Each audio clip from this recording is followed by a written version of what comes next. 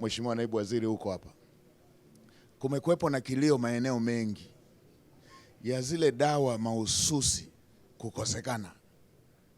Tuna hospitali nzuri na majengo mazuri na huduma nzuri za vipimo vinapatikana vya kisasa ambavyo mtu akipelekwa India anatumia vipimo kama hivi. Inatokea tuna madaktari wazuri na Mheshimiwa Rais ameelekeza ndani ya siku 100 waajiriwe wengine 5,000. Kumekuwa ikijitokeza mgonjwa anaonana na daktari bora kabisa bingwa, vipimo vinaonesha vinatambulika anachoumwa, inaonekana dawa ile mahususi anayotakiwa kutibiwa haipatikani hospitalini.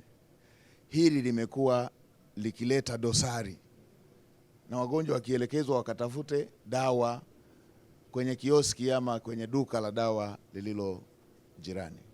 Sasa hospitali kubwa kama hii inatakiwa iwe na duka la dawa na inatakiwa iwe na dawa zote ambazo ni za muhimu na zinahitajika.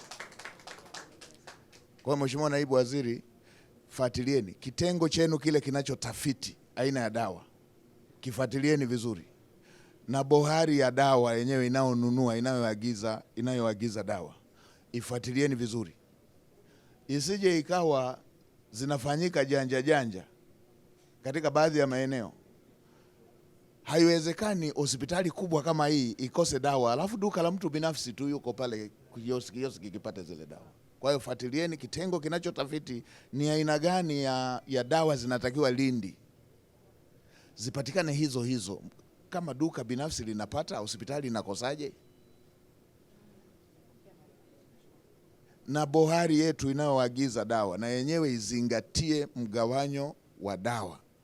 Kwa mfano leo hii ukienda ukarundika dawa nyingi za malaria ya Zanzibar, utakuwa hujatafiti, kwa sababu reti hiyo ya malaria walishaitokomeza. Kwa hiyo inawezekana kutafiti na kujua eneo fulani ni dawa gani zinatakiwa.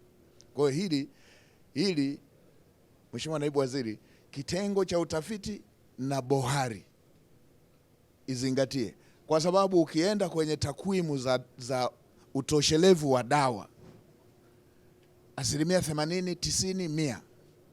Ukienda hospitalini kila mgonjwa anaelekezwa dawa hii haipo hapa, akatafute kwingine. Hili halikubaliki, na kwa kuwa tunaelekea kwenye bima ya afya ambayo tunataka watu watumie kadi, tunatarajia bima ile impe vyote pale hospitalini ambapo anaenda kutibiwa. Kwa hiyo